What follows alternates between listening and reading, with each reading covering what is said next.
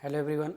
So in the last video we went through CSS Wrapped 2025 and there were three parts to it, in which we discussed one part, customizable components.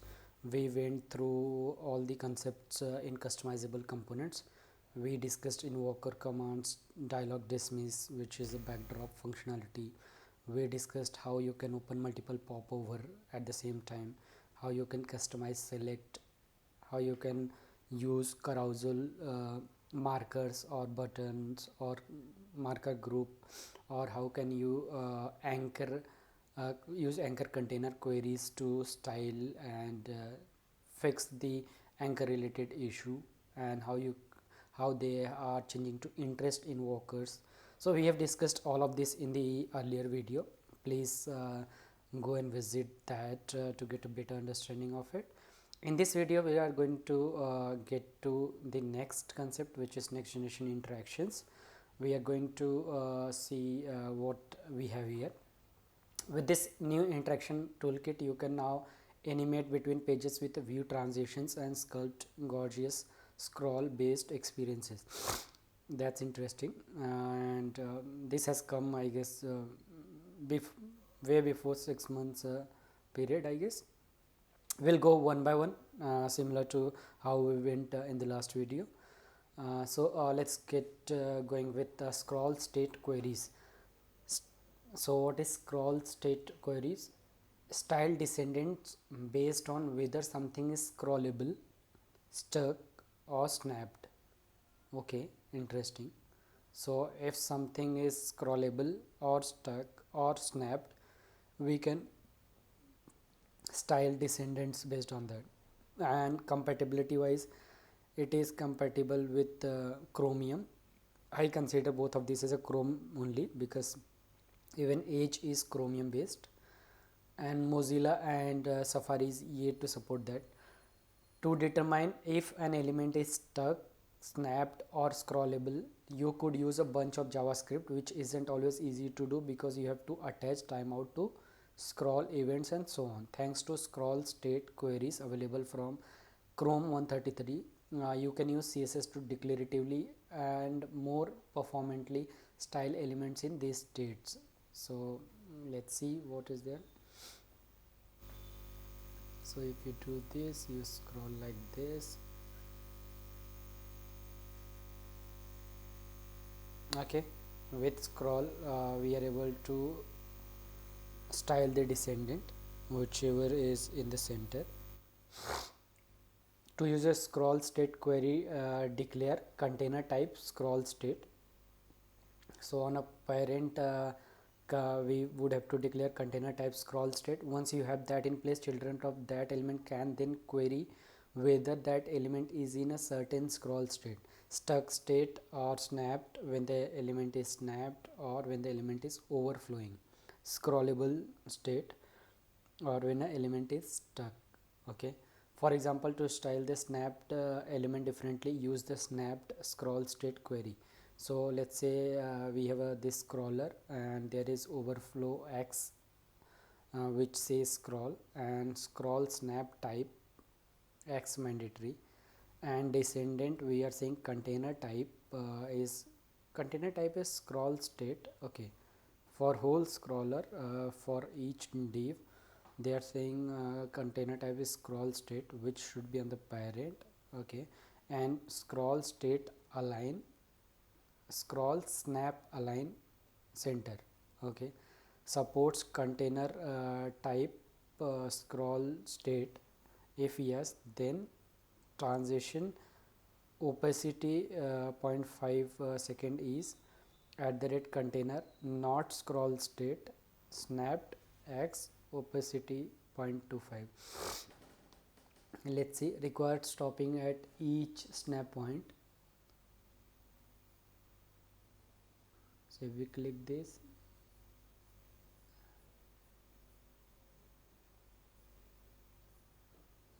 interesting. So demo, let's try that demo so that we can practice this, and we will get to know like how they have achieved this. we would be able to learn something from this, right? So let's get going. We have a main, okay, and we have article.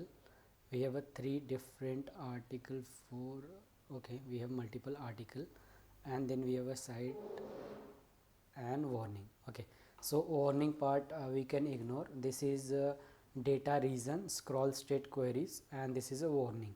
So this is a scroll state queries warning, which is handled separately. Then a site require stopping at each snap point. There is an input snap stop, which has a checkbox, and other than that there is a main. So there is a main, then there is a aside. Normally we think that it should be otherwise, right?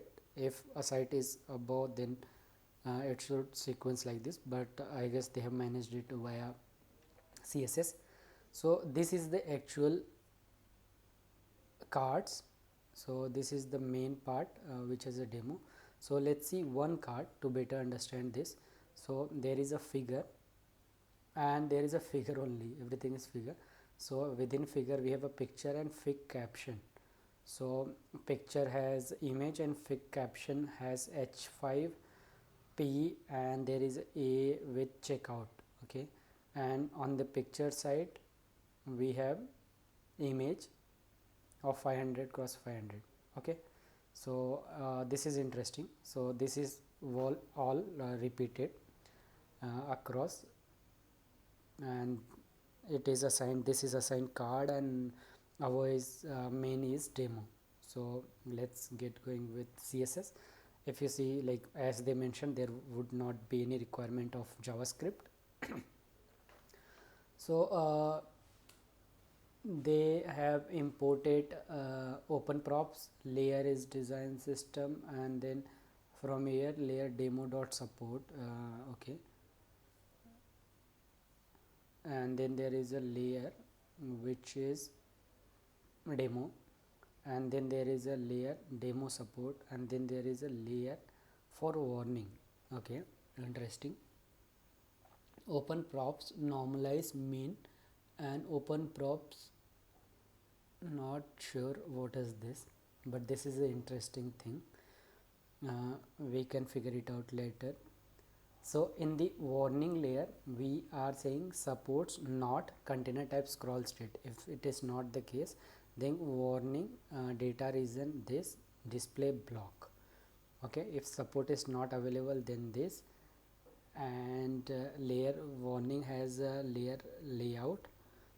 If we are in the warning state, so warnings would have position fixed, but bottom 0, left 1 em, right 1 em, and z index of 2, and within warnings there is a warning.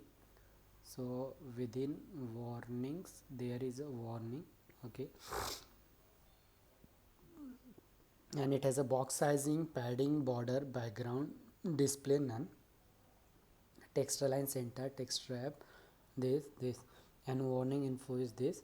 Warning first child, warning last child, warning color blue, before and after. So if you see this warning, they have mentioned display none, so they don't want to show the warning, but warnings will be there, warning container. Interesting. So this is the warning layer, and if okay, by default by default they have a warnings which is a display block, and then warning which is a display none, but if it is not supported, then this would be display block. And to see how it looks like, we can say this, and we can check this out. We should find it somewhere in bottom, we should see it, right?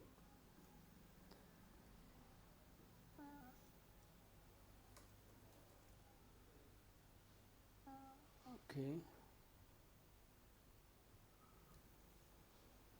so with this they are saying we would do display block. Okay, I am wrong here. We would have to do display block. Yeah, so it looks like something like this. where they say your browser does not yet support scroll state queries. This is interesting. Next layer is demo.support. So there is a HTML.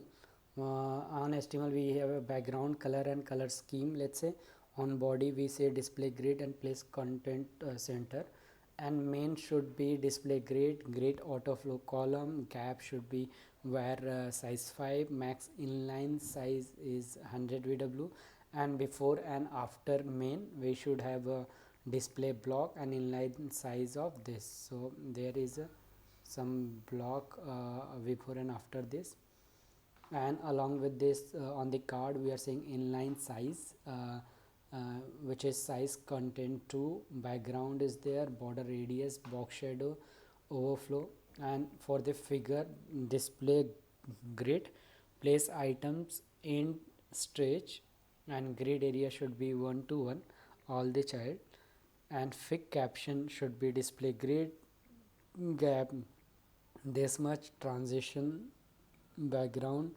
h5p. Okay, so this is, and media prefer color scheme light. If it is light, then white background, otherwise it should be a black background. So depending on what is the preference, theme preference, it would show that. On the demo side they have overflow x auto, over scroll behavior x content, scroll snap type x mandatory, padding scroll padding, and on the card level we have a container type. So this is the actual demo. So on the demo layer they have a overflow x, over scroll behavior contain, and this we can ignore this. On the card level each card has a container type, scroll state, and scroll snap align is center. If container type scroll state is supported and prefer reduced motion and no preferences, in that case fig caption should transform to 100%, and container scroll state if snapped is x. Okay, so this is, they are saying scroll snap type x mandatory, and if it is x then transform y axis to that position I guess, and scroll state snap stop always. So interesting. So we can basically control the behavior of scroll and in carousel. This is interesting for managing carousel. Now let's check what is this. This is interesting. What is open props?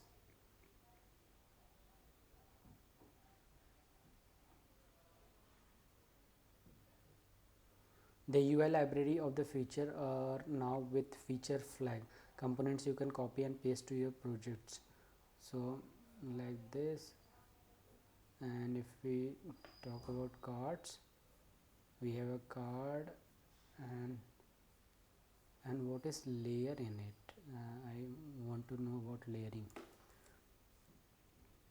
Layer, okay, there is something called layer. Interesting. So we can use open props UI library of the future, 100% control, no secret. You have the ability to tweak everything. If you want, all of the code is yours. CSS only. The power of modern CSS to accomplish this traditionally only could be solved with magic. This is interesting. We got to know something from here. So that was a scroll state queries. With that, this is interesting. With that you can control the behavior of carousel, and you can style its children as you want. Let's move to next piece, tree counting function. So staggered animations, anyone try this demo, and this is supported again in Chrome and is yet to be supported by Mozilla and Safari. The usual the usual method to create staggered animation for a list item, where each item appears sequentially, requires you to count DOM elements and hardcode this value into custom properties.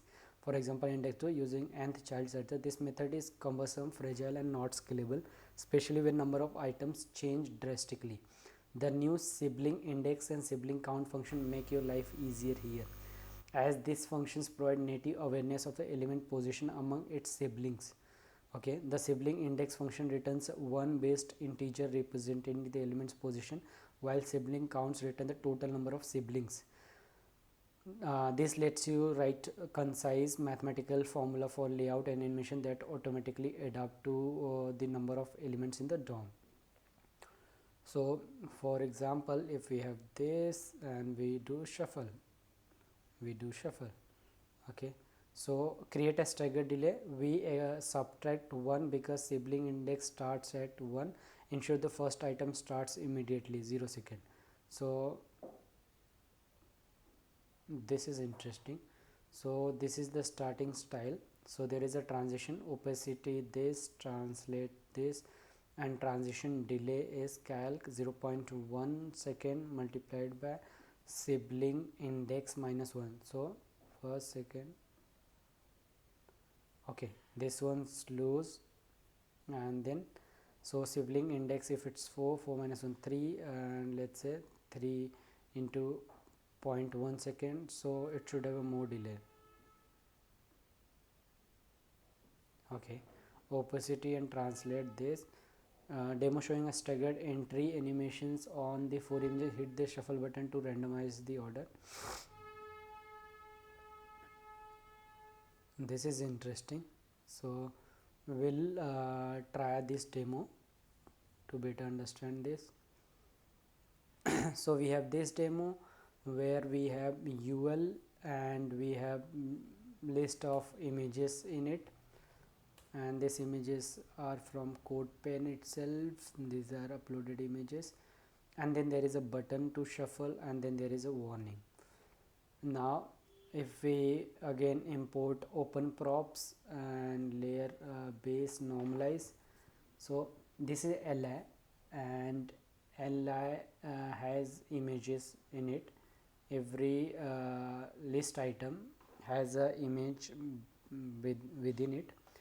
So for this we have written this, so it can calculate how many what is the sibling index and minus 1, and so there are different layers to this code.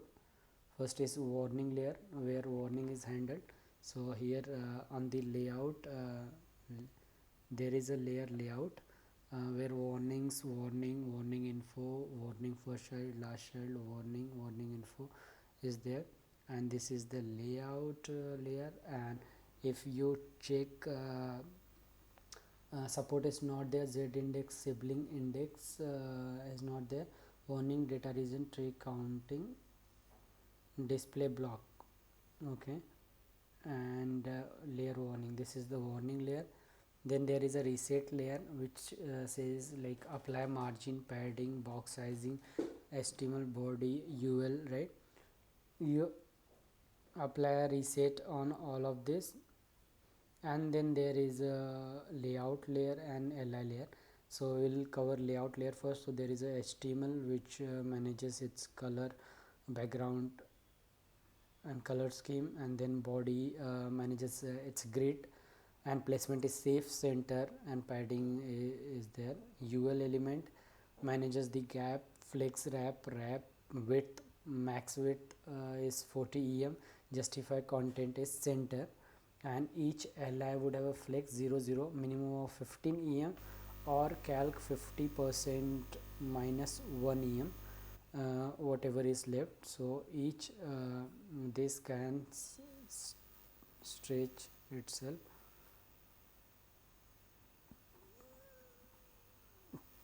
So this looks interesting.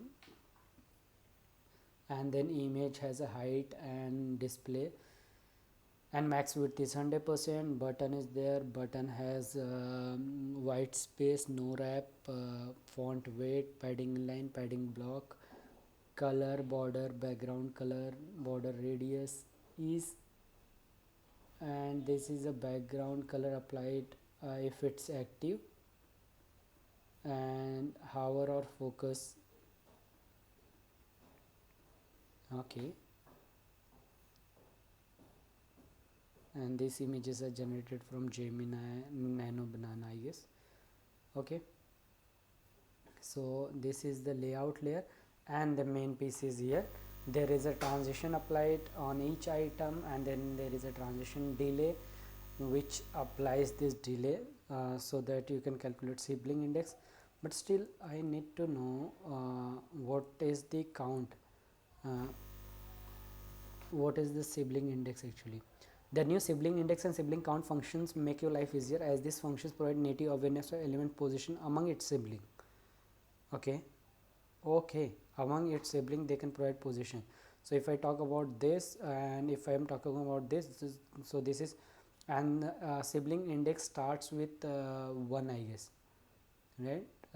Function returns a 1 based integer representing element, while sibling count, yeah, so 1 2 3 4, so this is a 2, so 2 minus 1 is 1, 1 multiplied by this 0.1 second, then 3 minus 1 is 2, 0.2 second, 0.3 second.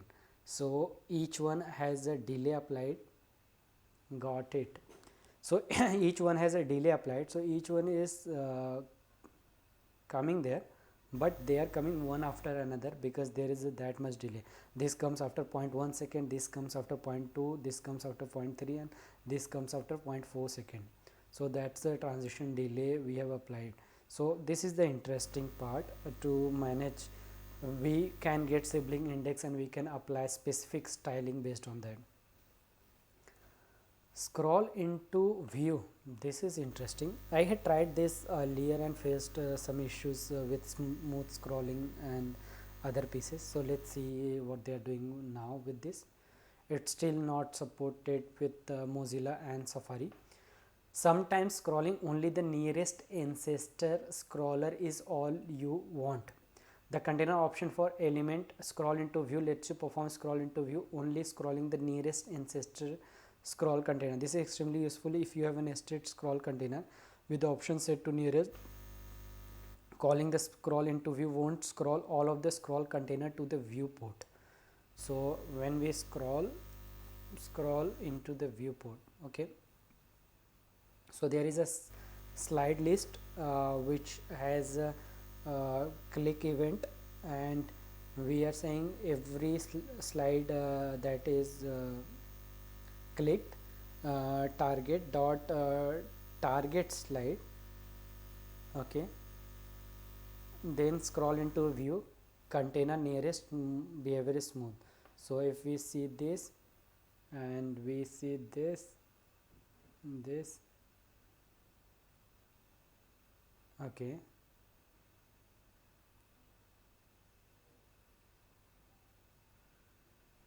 interesting.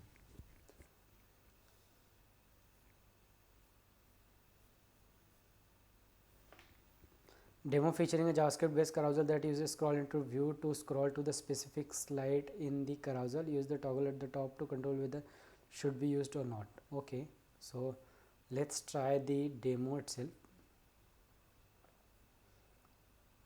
So we have this, and here is this, and if we do this it scrolls fine. If we do this,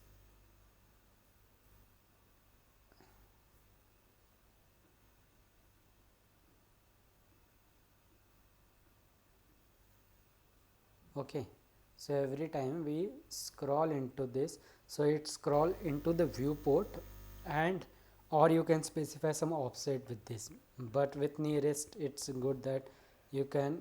So if we do this and scroll, it doesn't respect a viewport but rather scroll into its parent ancestor basically. That's interesting. So first we'll go through the HTML.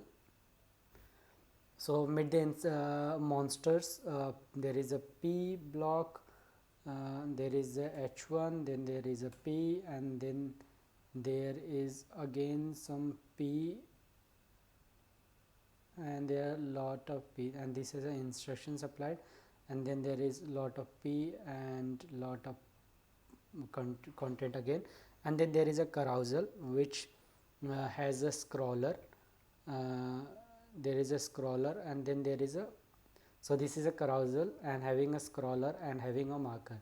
So on the marker end there is nothing. On the scroller end we have a different slide which has image h2 and p tag, and this is a slide, and then there is another, and there are multiple slide into it. So let's see, first we'll go through JavaScript to understand what they are doing there. So they are getting all the slide that is available like this, and then creating a div which we can call marker, and marker dot class name is marker, and set attribute to tab index -1, and marker dot slide we can say marker has a slide and attach this slide to it. So if index is equals to 0, marker dot class list dot add target current, and marker dot on click query selector use nearest. If it's checked, then slide scroll into view container nearest and behavior is smooth, otherwise slide dot scroll into view behavior is smooth. And if you can do this, and document dot query selector, you list all the markers and append all the marker into it, and you just repeat this. So you are just adding the marker here, and then in the scroller you are checking scroll snap changing. If this snap is changing, what you need to do is const marker of your mark. So marker dot slide if event dot snap target inline. So if this event snap target inline is equals to this slide that is there, that we have referenced there, then marker dot class list dot add target current, else marker dot class list dot remove target current. So whenever any slide is coming to this snap target inline, it is adding respective marker, making it target marker. Support container option, not support container option, then display block. And what is this? Navigator dot user agent brands filter, data dot brand is chromium, and parse int is this. Okay, they are not using supports, but rather they are checking with user agent data if brands falls into chromium or not. Interesting. So let's get into, maybe this is the old one, so at that point of time they may have this used this feature, and then supports feature came out, and they are using that everywhere now. So here HTML and main and p, if it's not an instruction, then do this cursive, otherwise you do something, and then there is code, there is main, then h1. For carousel displays grid template area, there is 2 scroller and markers. Grid template rows is 1 fr auto, and width is 100%, aspect ratio is 16:9, margin is size fluid 3 top bottom, and then there is no margin on the left and right, so this margin. And if we talk about scroller, it has a grid template area which let's say we are calling scroller, and overflow is auto, position is relative, display is flex, and scroll snap type is X mandatory. We are checking its position, and container type is size. And if we talk about individual slide, we have a margin, min width, border, scroll, display, grid, and we are naming this as a photo name or photo description. photo name and photo description, there are two, and gap template rows is for em and auto, and column grid template columns, there are two column, and this border radius image s2p, and for markers we have a styling here for marker for target current, and a side has a style as well. So yeah, that is all here. So this is interesting as well. So earlier, like, I had faced this issue as well. So if you scroll into view, it goes into the top. You cannot scroll with respect to the parent itself. So with the nearest, now it's feasible and you can do that way. Nested view transition group. So let's get into this. So it retains 3D and clipping effects while running a view transition. Okay. Nested view transition groups is an extension to view transition that lets you nest view transition group pseudo elements within each other. Okay, nested view transition group is an extension to view transition that lets you nest view transition groups or group pseudo element within each other. When view transition groups are nested, instead of putting them all as a sibling under a single view transition pseudo element, it is possible to retain 3D and clipping effects during the transition. To nest view transition group element in another group, use the view transition group property on either of the parent or child. So if this is a card, this is a card, and this is an image within it, so view transition name, let's say it's a card, and overflow is clip. On the image side, view transition name is photo, and view transition group is nearest. The nested group gets placed inside a new view transition group children pseudo element in the tree. To reinstate the clipping used in the original DOM, apply overflow clip on the pseudo element. So view transition group children, which would be card, and overflow would be clip. So how do we test this? So use nested view transition. So we do this. So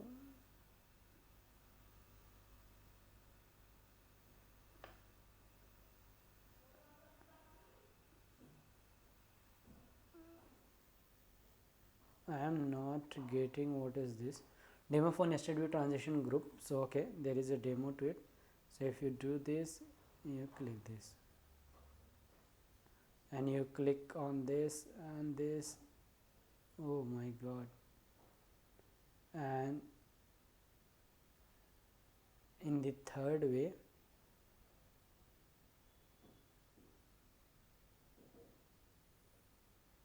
it's interesting. So if we say obnoxious 3D animation, we do this, it is somehow replacing and moving forward. If we do slow down, okay, similarly if we slow down, this does not look good. And if we say use nested,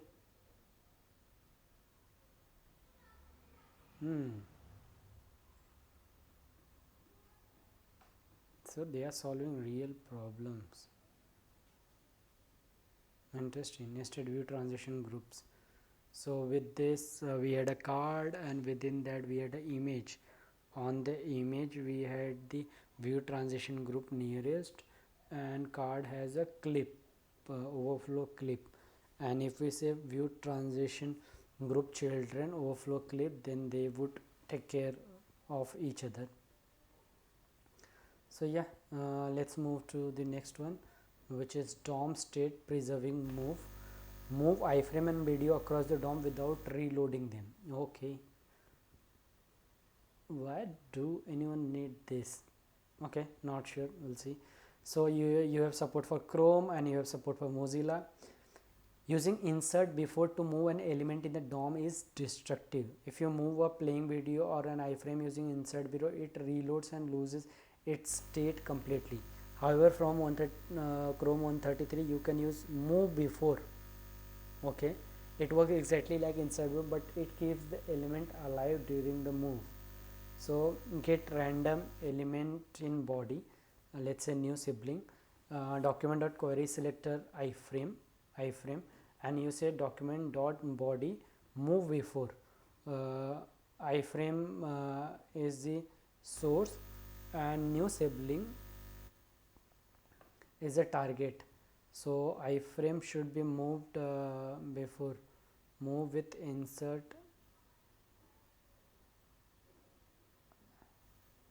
So let's say this is the case.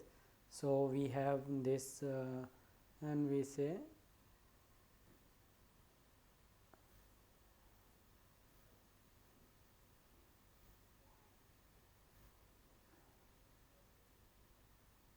so this way. Okay,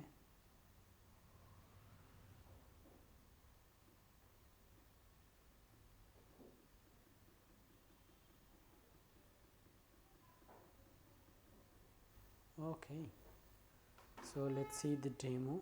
This one is interesting. So if we see the demo, and in demo if I just do this, it's getting erased, and if we just do this, oh interesting. So they are able to, with move before, you are able to move iframe from one place to another and without destroying the element itself.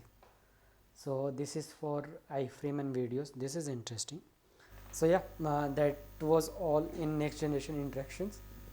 We discussed how we can use scroll state queries to handle carousel state, style child of carousels better, tree counting functions, how we can identify a sibling index and all the siblings there are to style them with respect to each other relatively.